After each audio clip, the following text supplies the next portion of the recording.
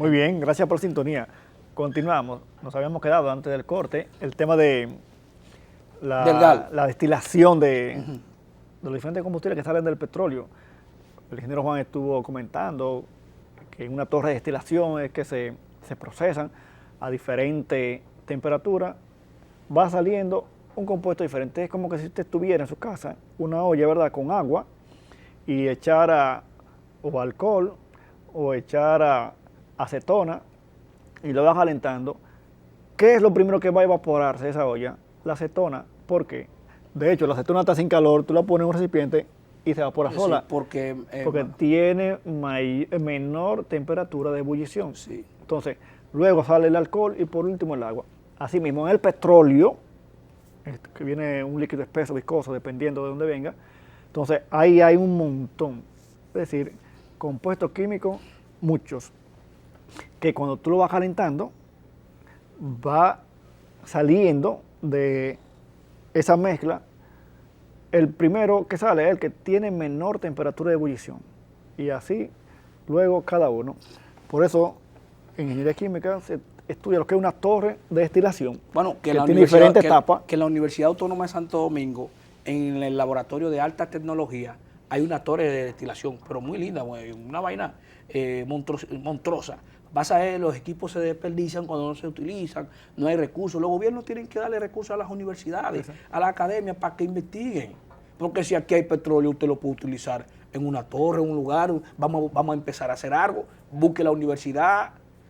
Entonces, tú no puedes sacar una prueba de petróleo y mandarlo, por ejemplo, para Venezuela, para Estados Unidos, para que salga una prueba. Entonces, nosotros tenemos que dedicarnos a investigar, porque si tenemos recursos energéticos, debemos utilizarlos para el provecho o el desarrollo del país. Esto es así. Y otro detalle que estaba comentando el ingeniero Juan de Dios sobre el gas. Sobre las diferentes leyes que han surgido luego de la primera que hizo el ingeniero Alburquerque de la ley de hidrocarburos, que esa no es que tiene la situación, sino la demás enmienda que le hicieron con otras leyes, la última con un nombre muy bonito, que le pusieron, Juan, que te faltó mencionar, otros acápites, como si fuera una doble tributación o un doble pago a un ministerio. Por ejemplo, GAL, gasto de administración de la ley. Y otro costo. Ese es un impuesto fijo que también se le cobra parte de los combustibles. Y otro punto que dice otros costos, que eso no está claro. Ahí pueden meter cualquier cosa, otros costos. Así es. No, y cuando hablamos del gasto por administrar la ley, el GAL, señores, es que hay que decirle a este país, a un grupo de funcionarios, es que usted le está pagando, cada vez que él es funcionario, nada más designado como ministro de Industria y Comercio, usted le está dando un sueldo a este señor de 300,000 pesos. Ahí no puede haber una cosa o una ley, nada que diga de que no, de que gasto por administrar la ley. Es que usted le está pagando por eso. Usted no le puede pagar 2 veces. Es como que se ponga eso ahora, es inconstitucional. Imagínate, y eso está Juan, mal. Que ponga ahora un impuesto, gasto de administración de educación para el ministerio, a pagarle doble. Diga pagarle doble. Eso no puede suceder. Y ustedes como población, como pueblo, hay que exigirle eso a los gobiernos. Y mira, nosotros no que estamos en contra del gobierno, nosotros lo que estamos diciendo es lo que está mal, para que se corrija. Y en cuanto a otros costos, la Constitución de la República dice todo lo que es público no puede ser puesto de oculto. Es decir, tú tienes que, la transparencia, la ley 200-04, que es la ley de transparencia, te dice a ti, usted no puede poner nada oculto en este país, si es público. Ahora, si usted es privado, hace lo que quiera. Ya es otra cosa, lo es suyo. Ahora, porque la Constitución también habla de la propiedad privada, creo que en el artículo 51. Pero el problema no es eso. El problema es lo que yo quiero explicar, es que no puede existir algo que dice otro costo. Usted debe explicarle por qué otro costo. ¿Qué es esto al país? Exacto. ¿Qué es lo que envuelve? ¿Qué es lo que engloba? Entonces usted no puede estar cobrando al país que 2 pesos, 1 peso. Por cada galón de combustible que usted compra, usted le está dando dinero a esta gente. ¿No? Y el problema es que debemos empezar a hacer conciencia, valores, porque no debemos dejar las cosas, nada. No, porque yo quiero que mis hijos vivan aquí mañana. Tú quieres que tus hijos vivan aquí, entonces vamos a construir un Estado. Sí. Vamos a construir una sociedad diferente. Vamos a creer en nuestro país, pero para eso debe haber políticos que están comprometidos con el desarrollo y por la estabilidad. Entonces, si no hay una buena educación, no concientizamos al pueblo, de nada nos sirve la existencia. Entonces, nosotros estamos camino a la deriva. Sí, muchas personas quieren comparar, ¿no? Que Dominicana no es un país productor de petróleo ni que tiene petróleo, pero no hay que tener petróleo para reducir el precio ahora, que es caro. No, que quieren comparar que en Estados Unidos pagan tanto, pero señor, de por Dios, no se compare con Estados Unidos. A mí no me gusta comparar países, porque cada país tiene una situación específica. Tiene su diversidad. Tiene una situación específica. Correcto. ¿Tú me entiendes? Por eso se le está diciendo desde cuáles aspectos es que se puede reducir la factura de los combustibles sin compararnos con otro país. Sí, yo vi que también la gente hicieron una comparación burda, diciendo, no, mira, en Estados Unidos, en tal lugar, en Uruguay, el combustible está igual, y República Dominicana es uno de los países que vende el combustible con mayor tasa de estabilidad, porque no hay desigualdad en el precio del combustible. Yo dije, no, eso no se puede comparar. ¿Cómo tú me vienes a comparar Estados Unidos, República Dominicana con Suecia o con Finlandia? Estamos hablando de países desarrollados, pero que tienen capacidad o tienen PIB per cápita por encima de la República Dominicana 5 o 6 veces. Estados Unidos tiene un PIB per cápita de $66,000. Entonces, yo no puedo tratar de que si el combustible de Estados Unidos está a 294, decir que Estados Unidos y República Dominicana está bien, entonces, porque Estados Unidos lo tiene así, eso está bien. Pero ¿en cuánto nosotros tenemos de nuestro PIB? Nuestro PIB no llega a 10,000 pesos. Entonces, el problema no es el PIB per cápita, yo estoy hablando, que es la cantidad de riqueza distribuido por el número de habitantes. Por ejemplo, el PIB del país son 89,000 millones de dólares, entonces el PIB per cápita dividido entre 10 millones y algo, son 8,000 y algo, como 8.9. 7 puntos algo. No, 8 llega a 8 millones. Dólares. Correcto, entonces 8,000 y pico de dólares. Entonces lo que quiero decir con esto, entonces no es comparable.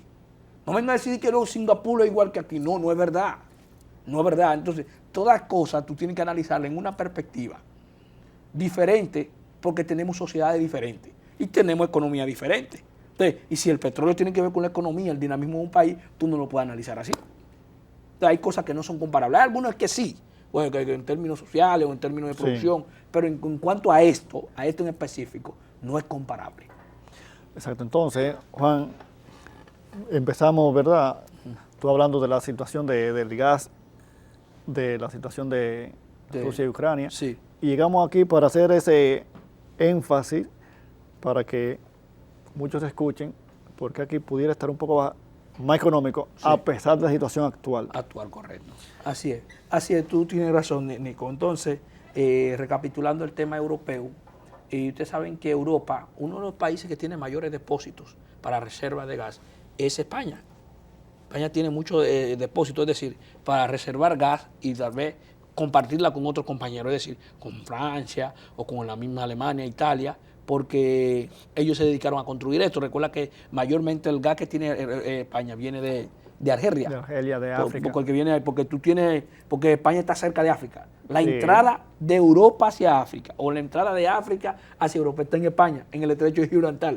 Sí. Tú tienes el peñón de Gibraltar ahí bajando por el sur, pasando por el puente. Entonces, ahí después tú encuentras el peñón de Gibraltar. Después del peñón de Gibraltar tú encuentras la Melilla Ceuta y ahí tú sales a Marruecos, los Marrakech. De ahí de Marruecos, más un poquito más para arriba, para el norte, tú encuentras Argelia. Así. Entonces, ¿qué pasa? Como a España le hace fácil tener un gasoducto desde África, porque están ahí cerca, pues hacen frontera, es por eso que ellos utilizan mayormente el gas que viene de Argelia. Que el gas, que tal vez llega a un 66, 70% del gas que ellos compran, porque viene ahí. Y también en España compra mucho gas natural licuado, es decir, la mano de Estados Unidos. También desde el año pasado y antepasado han estado promoviendo y desarrollando más o invirtiendo más la energía renovable, solar y eólica. La eólica, creo que ellos son el país más avanzado en esto, que ha invertido más. Creo que tiene un 29% de la energía del país. China es que está adelante con eso. No, en Europa, te estoy diciendo en Europa, okay, sí, que ellos tienen un 29% de la capacidad instalada de energía. Sí, en cuanto a energía renovable. En cuanto a energía renovable. Más del 30%. Más del 30%. Ha llegado al 45%. Hay días, ¿verdad? Sí. Correcto.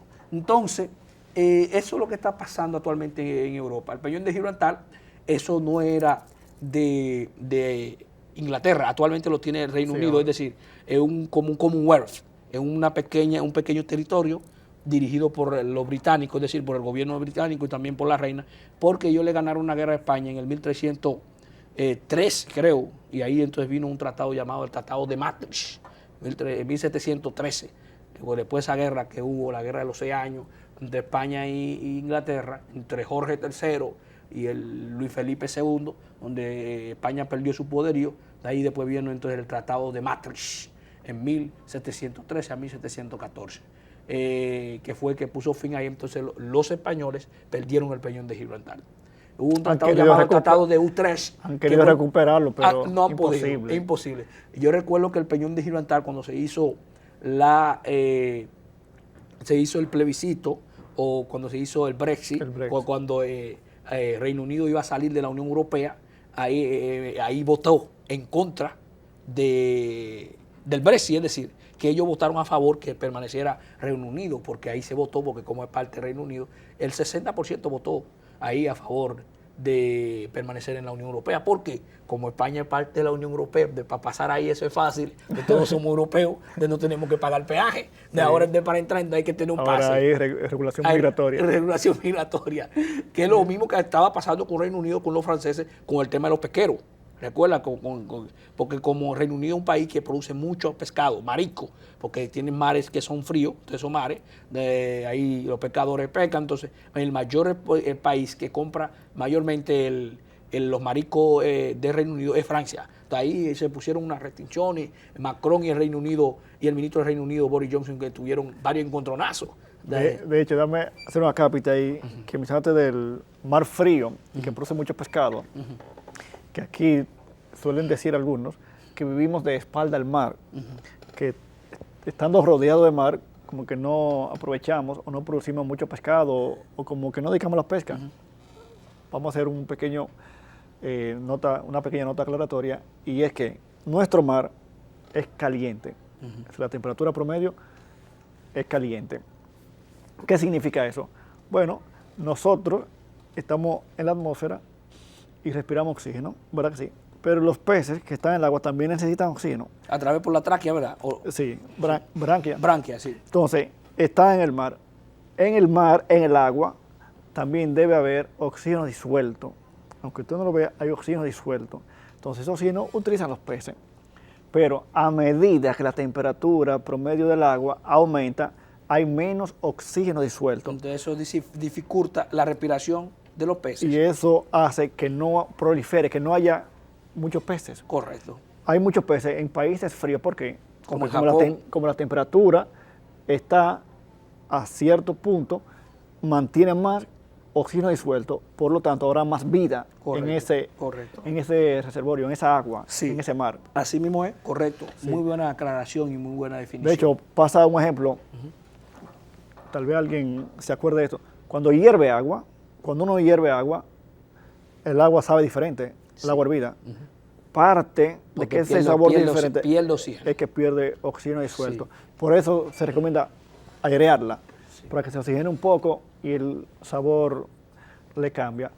Por eso es lo que pasa. Y a propósito de agua, Nico, hay que hablar algo también sumamente importante. Eso que ustedes ven ahí, en esa copa, eso es agua, ese se llama H2O. Mucha gente cree, porque tiene 2 átomos de hidrógeno, tiene más hidrógeno que oxígeno. No es así. Porque el 89% de la composición del agua es oxígeno. Eso es fácil, porque como la masa es un 18 UMA o gramo mol, tú tienes un oxígeno que es 16. Y tú tienes el hidrógeno que es 1. Entonces, como hay 2, entonces son 2.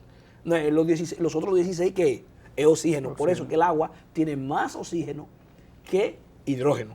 El gas más rápido, más visible, o que más se expande más rápido, el hidrógeno.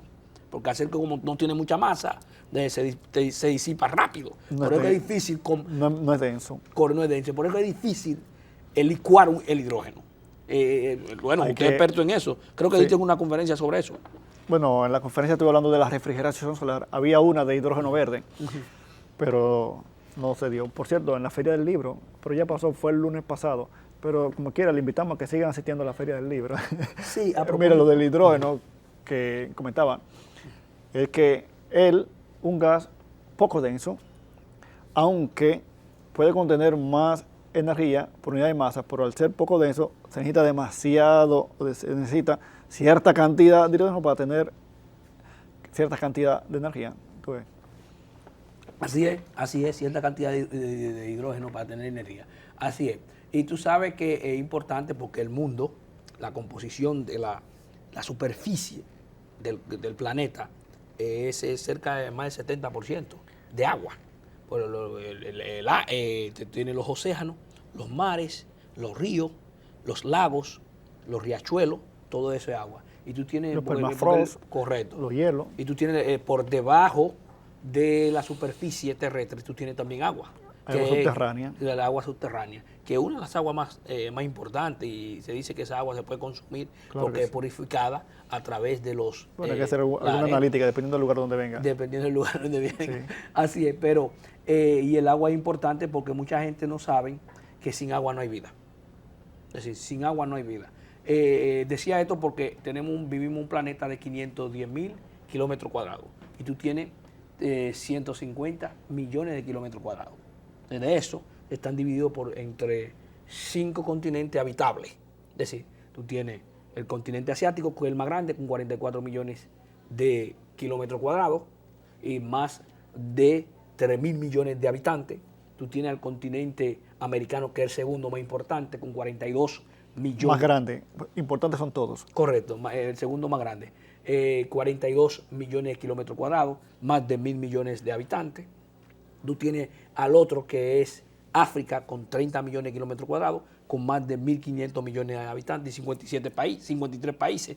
Y tú tienes a Europa, que es el cuarto, con 10 millones de kilómetros cuadrados, con más de 600 millones de habitantes. También tú tienes a Oceanía, que es el último, donde está Australia, donde está Nueva Zelanda. Están las islas de la Polinesia y la Micronesia, que creo que son 9 millones de kilómetros cuadrados. Son los continentes que existen habitables. Ahí está la Antártida, que está los polos, los árticos, que está muy helado, no se puede habitar.